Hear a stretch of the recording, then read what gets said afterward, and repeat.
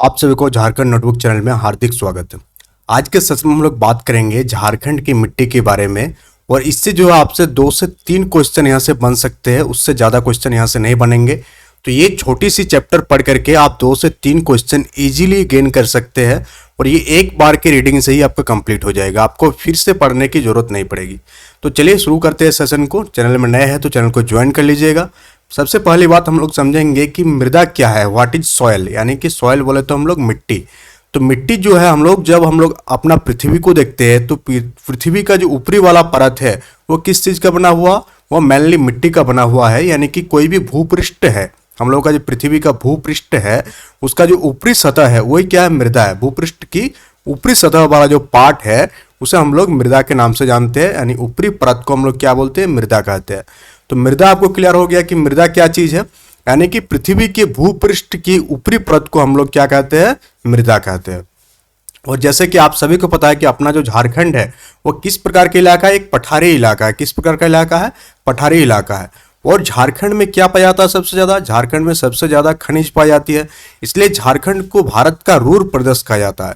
यानी कि झारखंड की मिट्टी जो है पठारी इलाका में है और झारखंड की मिट्टी में क्या मिला हुआ, खनिज मिला हुआ है। तो जब कोई इस प्रकार का जियोग्राफिकल लोकेशन का निर्माण करता हो जहां पर जो क्या हो, पठारी इलाका हो, साथ ही साथ मिट्टी में खनिज हो, तो उसमें उन सारे जो पठारी इलाके के जो चट्टाने वगैरह होगा तो चट्टाने में क्या आएगी, अपक्षय होगी। क्या होगी, अपक्षय होगी।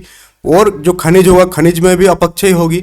और ये सारे अपक्षय जो है एक साथ क्या क्या करेगी, मिलकर एक प्रकार की मिट्टी का निर्माण करेगी। किसका निर्माण करेगी, मृदा का निर्माण करेगी, मिट्टी का निर्माण करेगी, जिसे हम लोग क्या बोलते हैं, उसे हम लोग अवशिष्ट मिट्टी, क्या बोलते हैं उसे हम लोग, रेसिडुअल सॉइल, यानी कि अवशिष्ट मिट्टी के नाम से उसे हम लोग जानते हैं। क्या बोलते हैं उसको, अवशिष्ट मिट्टी। तो इस प्रकार से आप देख पाए कि अगर निर्माण की दृष्टि से अगर हम लोग देखें, किसके दृष्टि से, निर्माण की दृष्टि से अगर हम लोग देखें तो झारखंड की मिट्टी किस प्रकार की है, तो झारखंड की मिट्टी अवशिष्ट प्रकार की है। क्योंकि झारखंड का जो मिट्टी का निर्माण हो रही है वो किस प्रकार से हो रही है, पठारी इलाका के जो चट्टान है और जो खनिज है उसके अवशेष से ये मिट्टी का निर्माण हो रही है। इसके कारण झारखंड की मैक्सिमम भूमि जो है वो किस प्रकार की है, अवशिष्ट मिट्टी का है। यानी कि झारखंड में प्रमुख रूप से अवशिष्ट मृदा पाई जाती है। बट खाली अवशिष्ट मृदा का नाम याद रखने से आपको नहीं होगा, और भी सारी चीज़ों को नाम याद रखना होगा। यानी मृदा की जो डिफरेंट कैटेगरीज है उसको भी आपको याद रखना होगा, तब जाके आपकी बात बनेगी। तो सबसे पहले क्वेश्चन जो हर बार हर एग्जाम में पूछी जाती है कि झारखंड में कितने प्रकार की मिट्टी पाई जाती है। मिट्टी के प्रकार, झारखंड में कितने प्रकार की मिट्टी पाई जाती है, मिट्टी के प्रकार। तो झारखंड में टोटल 6 प्रकार का मिट्टी पाई जाती है। कितने प्रकार के, 6 प्रकार की मिट्टी पाई जाती है। एक एक प्रकार की मिट्टी को हम लोग देखेंगे, कहाँ पर पाई जाती है, किस नाम से जानी जाती है, सारी चीजें बताएंगे।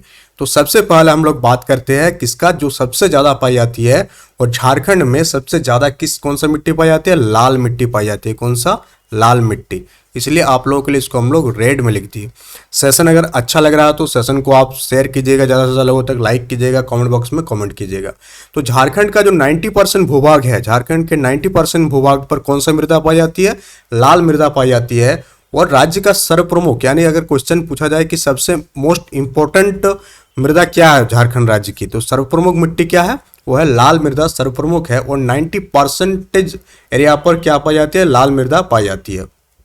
अगर कोई आपको जीके के लिए इस क्वेश्चन को बता देते हैं कि जनरल नॉलेज के हिसाब से कि लाल मृदा के निर्माण किस चीज़ से होती है, पेन का कलर चेंज कर देते हैं।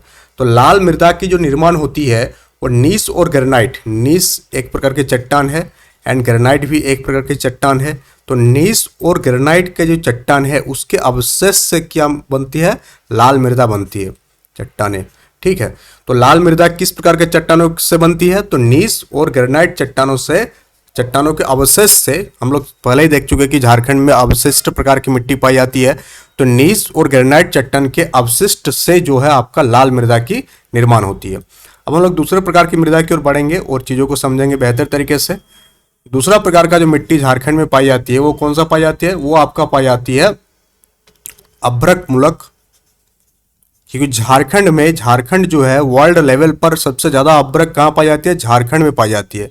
तो अभ्रक मूलक मिट्टी, अभ्रक मूलक मृदा की अगर हम लोग बात करें तो झारखंड को झारखंड का अभ्रक राजधानी कौन सा सिटी को कहा जाता है? कोडरमा को झारखंड का अभ्रक राजधानी कहा जाती है। किसको? कोडरमा को झारखंड की अभ्रक राजधानी कहा जाती है।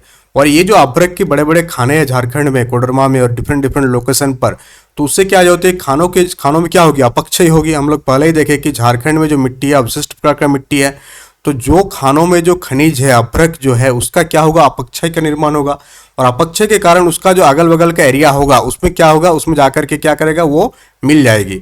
तो जिसके कारण क्या वहां पर अभ्रक मूलक मृदा के निर्माण करेगी और इसका रंग जो होती है क्या होती है? हल्का गुलाबी रंग का। आप कैसे पहचानेंगे कि अभ्रक मूलक मृदा है? तो हल्की गुलाबी रंग का अगर मृदा देखने को मिले आपको तो आप समझ जाइएगा कि वो कौन सा मृदा है? अभ्रक मूलक मृदा है। अगर आपका कलर रेड दिखे तो आप समझ जाइएगा कि क्या है? वो लाल मृदा है।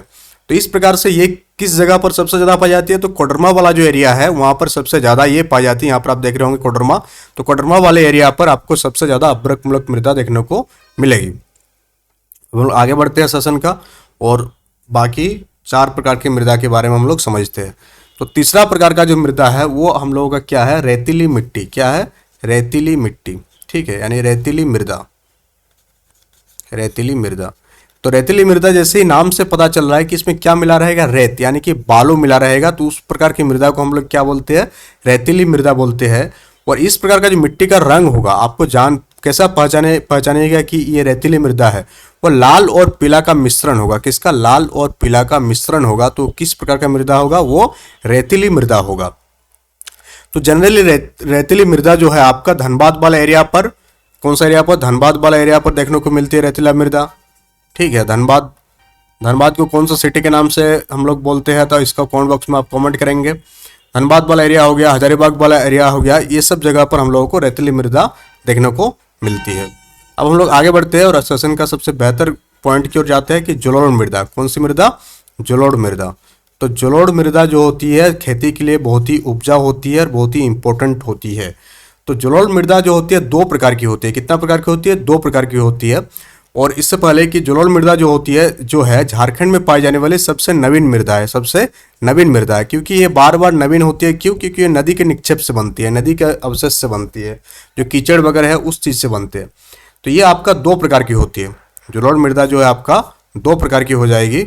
2 प्रकार आपका क्या क्या हो जाएगा? सबसे पहला हो गया आपका भांगर और दूसरा आपका हो गया खादर। ठीक है, तो भांगर क्या है? भांगर जो है पुराना जलोढ़ अगर है, पुराना जलोढ़ मिट्टी है तो उसे हम लोग भांगर कहेंगे। और जो नई बाढ़ वगैरह से जो बनती है तो नई जो होती है, नवीन जलोढ़ जो होती है उसे हम लोग खादर कहते हैं। तो इस तरह का मिट्टी जो है मेनली किस एरिया पर ज़्यादा पाया जाता है? तो संथाल परगना एरिया पर जो है इस प्रकार की मिट्टी ज़्यादा पाई जाती है। यानी कि जलोढ़ मृदा की जो वर्णन है, यानी कि जो फैलाव है वो कौन सी जगह पर सबसे ज़्यादा पाई जाती है? संथाल परगना वाला एरिया पर पाई जाती है। और धान और गेहूं के खेतों के लिए एक इम्पोर्टेंट मृदा है। किसके लिए? धान और गेहूं के लिए एक इम्पोर्टेंट मृदा है। कौन सा? आपका जलोढ़ मृदा। अब हम लोग आगे बढ़ते हैं और आगे हम लोग देखते हैं 5वां प्रकार की मिट्टी, और वो है आपका कौन सा? काली मृदा। कौन सा? काली मृदा। तो ऐसे काली मृदा तो महाराष्ट्र में सबसे ज़्यादा पाई जाती है, बट झारखंड में भी काली मृदा पाई जाती है, कुछ कुछ जगह पर पाई जाती है। जैसे राजमहल की जो पहाड़ी हो गया आपका, राजमहल की पहाड़ी क्षेत्र में काली मृदा पाई जाती है। कौन क्षेत्र? राजमहल की पहाड़ी क्षेत्र। राजमहल की पहाड़ी एरिया जो है वहाँ पर आपको कौन सी मृदा देखने को मिल जाएगी? काली मृदा आपकी देखने को मिल जाएगी। जो साहिबगंज वाला एरिया है वहाँ पर राजमहल है, तो राजमहल संथाल परगना पर पड़ती है, तो वहाँ पर आपको काली मृदा देखने को मिल जाएगी। और किसके अपक्षय से काली मृदा की निर्माण होती है?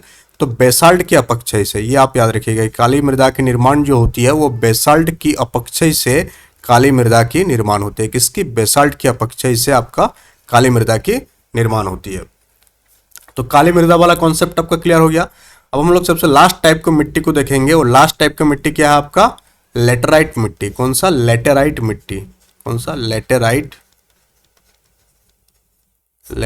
मृदा, जो झारखंड में पाई जाती है। टोटल 6 प्रकार की मिट्टी झारखंड में पाई जाती है। इसका जो कलर होगा गहरे लाल रंग का होगा। कौन सा होगा? गहरे लाल रंग। तो इसका कलर आप याद रखिएगा, गहरे लाल रंग इसका रंग होगा। सबसे पहला चीज आपको याद रखना लेटेराइट मृदा को लेकर के, इसमें कंकड़ की मात्रा पाई जाती है। लेटेराइट मिट्टी में किसकी मात्रा पाई जाती है? कंकड़ की मात्रा जो आपका पाई जाती है। कौन कौन से एरिया पर ये पाई जाती है? तो रांची का जो पश्चिमी क्षेत्र हो गया, रांची हो गया आपका, पलामू हो गया, पलामू का मेनली दक्षिण वाला पार्ट है वहाँ पर पाई जाती है। उसके बाद संथाल परगना वाला एरिया हो गया और राजमहल वाला एरिया हो गया। तो इन सारे जगह पर आपको कौन सी मिट्टी देखने को मिल जाएगी, आपको लैटराइट मिट्टी देखने को मिल जाएगी। और ये जो मिट्टी है लैटराइट मिट्टी जो है कृषि के लिए उपयुक्त नहीं होती है। किसके लिए उपयुक्त नहीं होती है? कृषि के लिए उपयुक्त नहीं होती है, कृषि के लिए बेनिफिशियल नहीं होती है, क्योंकि इसमें जो उर्वरता होती है उर्वरता बहुत ही कम पाई जाती है। तो ये क्योंकि इसमें कंकड़ मिला हुआ रहता है इसलिए इसमें उर्वरता बहुत ही कम पाई जाती है। तो लैटराइट मिट्टी आपको समझ में आ गई। अगर हम लोग भूमि और एक आपको इंपॉर्टेंट कॉन्सेप्ट बता दें, ये तो आपको 6 टाइप का मृदा कंप्लीट हो गया। अब हम लोग अगर भूमि की बात करें कि झारखंड का जो भूमि है वो 2 प्रकार में वर्णित क्या है, कितना 2। एक हो गया आपका ऊंची भूमि, एक क्या हो गया ऊंची, जहाँ पर भूमि थोड़ा ऊंचा है, और एक हो गया आपका नीची भूमि जो थोड़ा सा नीचे है। तो ऊंची भूमि को क्या कहा जाता है? टाड़ कहा जाता है। क्या कहा जाता है? टाड़। अगर आपको टाड़ शब्द कहीं मिल रहा है इसका मतलब वो भूमि कौन सा भूमि है? ऊंची भूमि है। अगर कहीं पर दोन शब्द देखने को आपको मिले तो दोन का मतलब आप समझ जाइए किस भूमि की बात कर रही है, निचली भूमि की बात कर रही है। तो भूमि यहाँ पर 2 टाइप का हो गया, एक ऊंची भूमि जिसे हम लोग टाड़ भूमि के नाम से जानते हैं, एक नीची भूमि जिसे हम लोग दोन भूमि के नाम से जानते हैं। तो इस प्रकार से मृदा वाला चैप्टर आपका कंप्लीट हुआ। मृदा के बाद हम लोग झारखंड का वन देखेंगे और एक एक करके सारे टॉपिकों को आपको क्लियर हो जाएगा और ये पीडीएफ आपको टेलीग्राम चैनल में डाल दिया जाएगा जैसे ही आपका जियोग्राफी वाला पूरा पोर्शन क्लियर होगा उसके बाद। तो that's all for today, thank you.